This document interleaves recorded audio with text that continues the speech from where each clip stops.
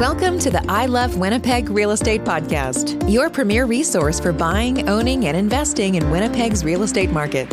And now, here's your host, Adrian Schultz, who loves all things real estate, property management, and mortgage financing.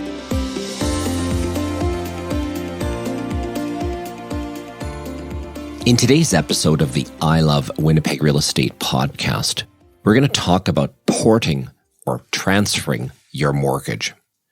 Porting your mortgage is when you transfer the remainder of the current mortgage term, outstanding principal balance, and interest rate to a new property if you're selling your existing home and buying a new one. Now, despite what some big banks would lead you to believe, porting your mortgage is not an easy process. It's not a magic process that guarantees you will qualify to purchase a new property using the mortgage you had on a previous property. In addition, you'll need to re-qualify for the mortgage that you already have. The lender will also assess the property that you're looking to purchase. Many moving parts come into play. You're more likely to have significant setbacks throughout the process than you are to execute a flawless port. Here's some reasons. You may not qualify for the mortgage.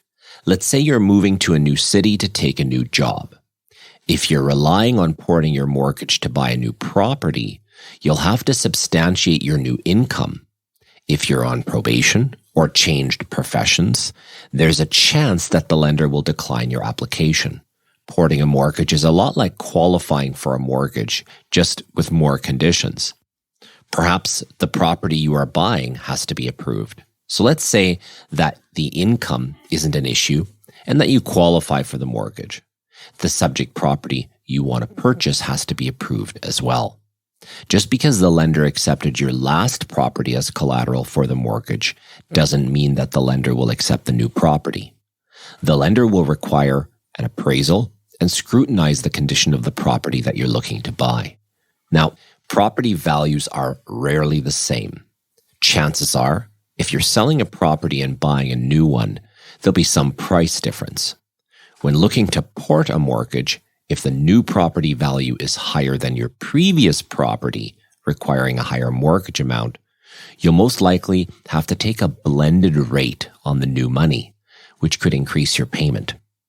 If the property value is considerably less, you might incur a penalty to reduce the total mortgage amount. You still need a down payment. Porting a mortgage isn't just as simple as swapping one property for another while keeping the same mortgage. You're still required to come up with the down payment on the new property. You'll most likely have to pay a penalty. Most lenders will charge the total discharge penalty when you sell your property and take it from the sale proceeds. The penalty is then refunded when you execute the port and purchase the new property. So if you're relying on the proceeds of sale to come up with your down payment, you might have to make other arrangements. Timelines rarely work out. When assessing the housing market, it's usually a buyer's market or a seller's market, but not both at the same time. So although you may be able to sell your property overnight, you may not be able to find a suitable property to buy. Alternatively, you may be able to find a suitable property to purchase while your house sits on the market with no showings.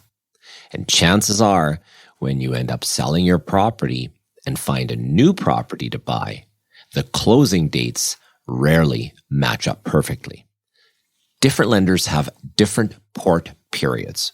Understanding that different lenders have a different port period is where the fine print in the mortgage documents come into play.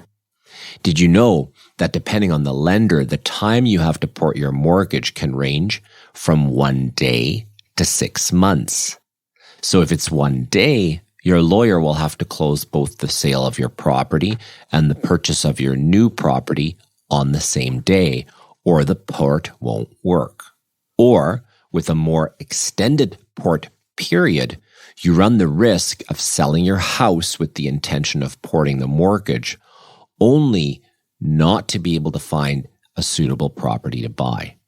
So, while the idea of porting your mortgage can seem like a good idea. It might even make sense if you have a low rate that you want to carry over to a property of similar value.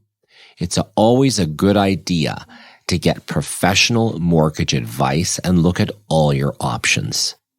While porting your mortgage is a nice feature to have because it provides you with options, please understand that it is not a guarantee that you'll be able to swap out properties and make the same payments. There's a lot to know. If you're looking to sell your existing property and buy a new one, please connect anytime. It would be a pleasure to walk you through the process and help you consider all your options, including a port, if that's what makes the most sense. Thank you. Thanks for listening to the I Love Winnipeg Real Estate Podcast. If you like this episode, please subscribe and give us a rating, which will help us reach more listeners. Until next time, connect with us on social media and online at ilovewinnipegrealestate.ca.